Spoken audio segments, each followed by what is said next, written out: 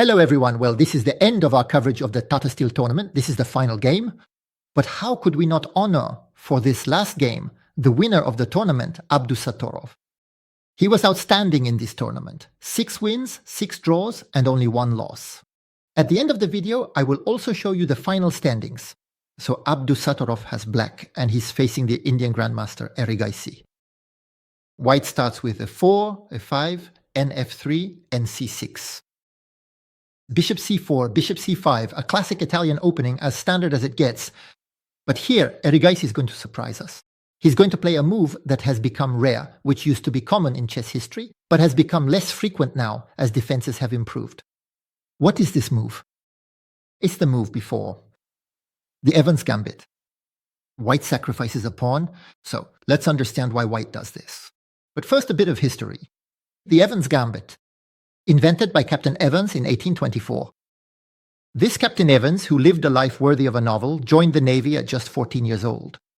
A few years later, he became a Navy captain and learned to play chess simply on the ships. And it was on those ships that he invented the Evans Gambit. As a side note, you should know that Captain Evans also invented a 3-color lantern system to prevent ships from colliding at night. He was even rewarded for this by the British government, as well as by the Tsar of Russia, who gave him a very lavish gold watch. And yet Captain Evans would die in the greatest destitution. Even though English players pooled their money to help him out in his final years, well, just before his death. But his end was still rather miserable. But let's get back to his idea, the move b4. Why does he sacrifice? This pawn here, a rega here. What is the idea behind the gambit? Evans, well, it's to seize the initiative. Because after taking with the bishop, but it would be the same. After taking with the knight, we have the push to c3. So this move, c3, is played with a gain of tempo. We gain a move because we're attacking the bishop and it will have to move again. And this pawn on c3 serves as a stepping stone to play d4 and annex the central space.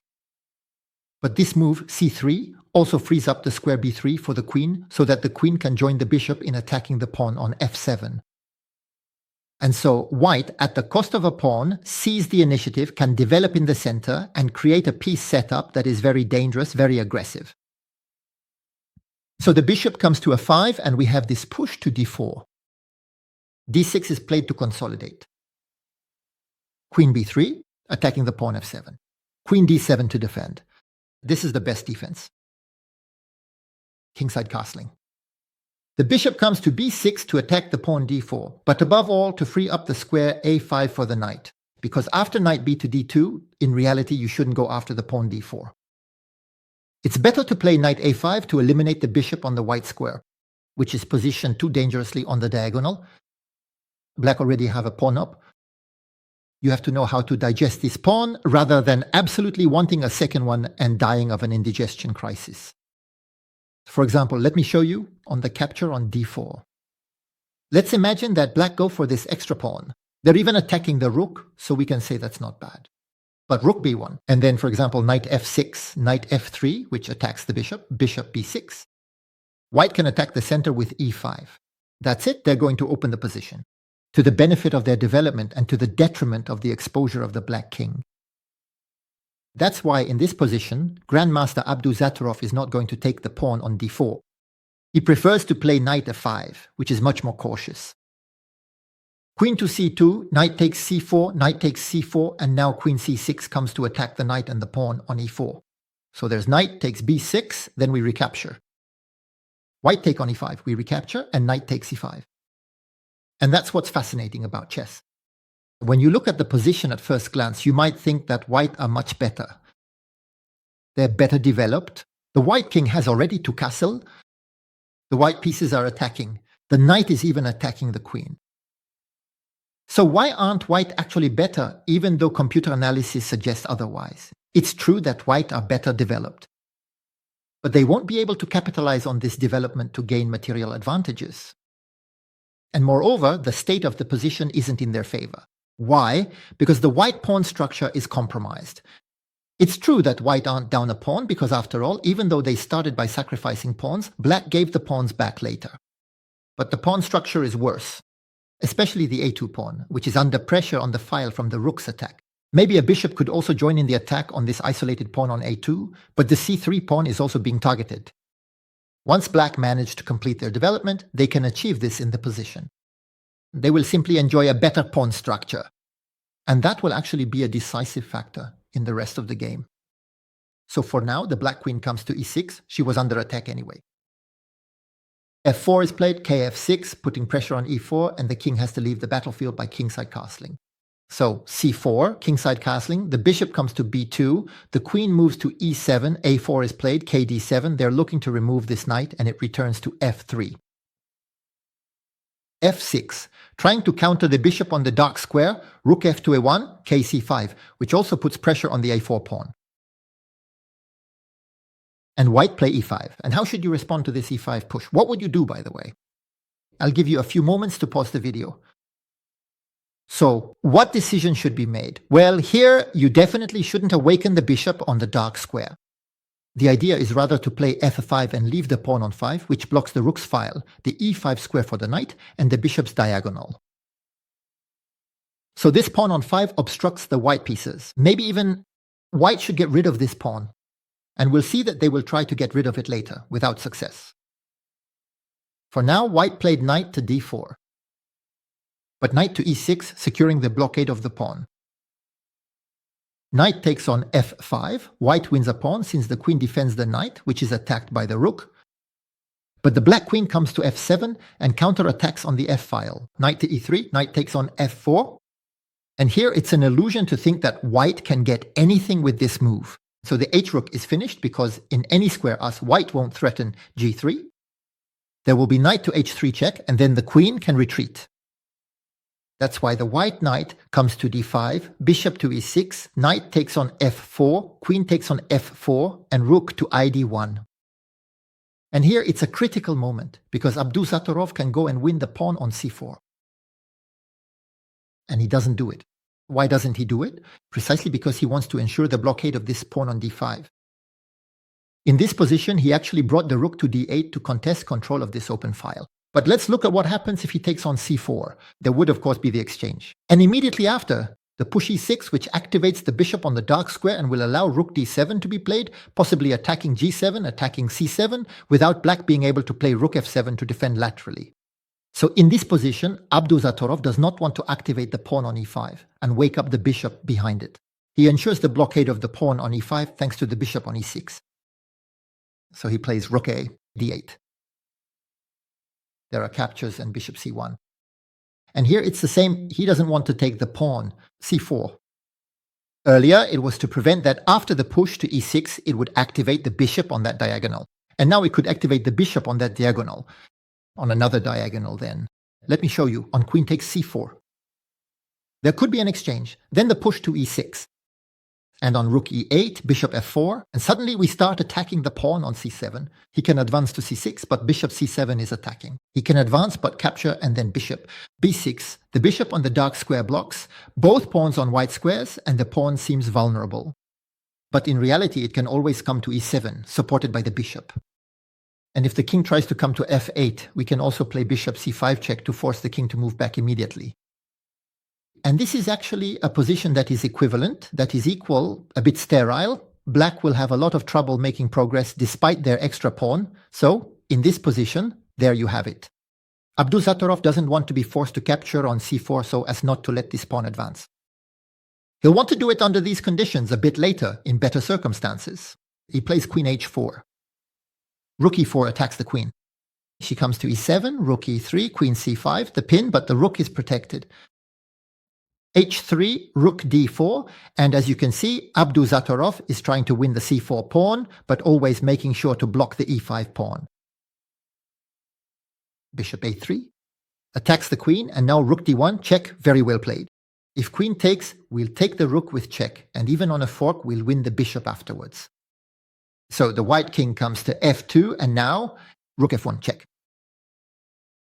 And it's impossible for the white king not to take the rook, because if it goes to e2, there will be bishop takes c4, check. So you have to take the rook. Queen takes, we attack the bishop, which comes to b2, and queen c5. We attack the c4 pawn again. King e2, bishop takes c4, check. King d2, queen f2, check. King c3, queen takes, queen check, king takes. And now king f7. For the first time in the game, Abdusattorov lets the pawn come to e6. Obviously, the opponent immediately seizes this opportunity to play e6. And here, you might think that the best move is to take with the bishop, so that the king can protect the pawn. Well, no, you have to recapture with the king. But why? Let's try to understand this push to e6. First of all, the bishop wants to stay on c4 to keep the idea of playing bishop f1. That way, it's sure to pick up a pawn. So after all, if we take the e6 pawn with the king and lose the g7 pawn, we'll get a pawn back on the other side and still be a pawn up. And the problem with taking with the bishop is that it leaves the e5 square to the white bishop. Whereas if we had taken with the king, the bishop wouldn't have access to that square. And the bishop could come to e5 to attack the pawn. We can save it, but then bishop b6. We can save it, but there are exchanges. And in this position, white can play h4 plus g3, putting their pawn on a dark square. The bishop will remain defending the g3 pawn, and the white king can move to b4 or to b2, securing the defense on the dark square to achieve a complete blockade. The position is completely sterile. It's no longer possible to win now with black. That's why we see all the precision of Abdusattorov, who recaptures with the king. He doesn't allow that e5 square to the dark squared bishop. So bishop takes g7, bishop f1, g3, bishop takes h3. And we still have one extra pawn. King c3, king d5, king b4, bishop f1. We control the light square diagonal before playing c5, check. Bishop f6, c5, check. The king is now pushed back, b5, capture, bishop recaptures, bishop e7, king c6, bishop f6, bishop e2. We free up the advance of the b pawn, bishop e7, b5, bishop f6, b4. It's important to make progress. You need the technique to advance correctly. When you have a bishop on a white square and you're fighting against a bishop on a black square, you need to advance the pawns on a black square. You should play b4 and especially not c4. Check. Why? Because if you have a bishop on a white square and you put your pawns on a white square, the opponent will come onto the black squares and completely block you on the black squares. And it will be very difficult to win. So, in this position, b4 is the best move. King a4, king b6, bishop d8 check, king a6. And here, the white king will move back, allowing black to play king b5 again, c4 check, and to advance. So why does the white king go there? One might think that white can play bishop e7 and still keep the king blocking the black king. But in that square, there would be bishop d1, checkmate. We would get checkmated by the bishop. And look at the complementarity between the bishop controlling the white squares and the pawns controlling the black squares. So in this position, we now understand why Erigaisi moves back. We could play king b5, but bishop d3 was played. And here, Erigaisi abandons him. So obviously the strongest players understand why. Erigaisi abandoned, but less experienced players might need to see a little bit of what would happen. I'm going to show you a fictional but quite probable evolution. Let's imagine the bishop comes to e7, king b5, king b2, we play c4, bishop f6. And here, we're not going to play. b3, we don't want to get stuck on the black squares. We have to play. c3, check. But when we play c3, check, we expose ourselves to a sacrifice. White have to do it, because if the king retreats again, we're going to play. King c4, b3, b2, and we'll end up either making a queen or maybe even checkmating. So bishop takes, pawn takes, king takes. The bishop is attacked, it can retreat. And in this position, black win. And fortunately, by the way, they have a bishop on a white square. With the bishop on a black square, it would be a draw. Why? Because the extra pawn they have is an h-pawn. And the promotion square is on a white square. It's certain that the black king will eventually win the g-pawn. But it's absolutely necessary to hold the promotion square because the white king will go to block itself on the h-file. And with a bishop on a black square, the white king could go to h1 and would be unassailable. And it would end in a complete blockade. But thanks to the presence of the bishop on a white square, we can unblock the square and ensure the promotion of the pawn. Let's imagine that white has king d4, for example, king c6, king e5, king d7, king f6, king d6. Let's imagine we bring the king closer. King h3 and king f3 attacking. If the king comes to h2, bishop f5, the king has to move. We take the pawn, and thanks to the bishop on a white square, we'll manage to achieve promotion. And if the white king had come to h4, we play bishop f5, and it's the same, the pawn is doomed. And even if the white king comes to g5, we take, and the push of the h-pawn, and the white king can't do anything against the promotion of the pawn, An interesting game on this concept of opposite-colored bishops, structure, pawns, passed pawns, and the endgame. Now let's look at the final ranking. Abdusattorov, first place. As I told you, 6 wins, 6 draws, and only 1 loss. Alone at the top, ahead of his compatriot Sindarov, followed by the German Kemmer, the American Niemann, and the Dutchman Van Forest.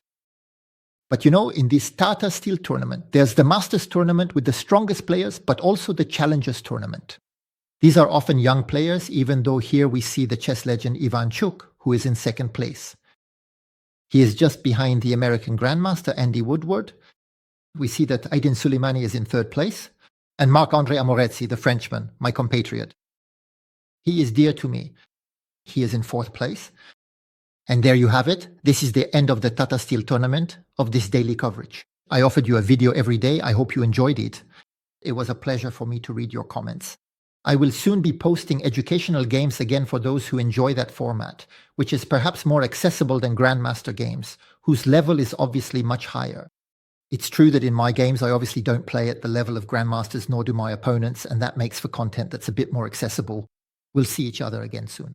Goodbye, everyone.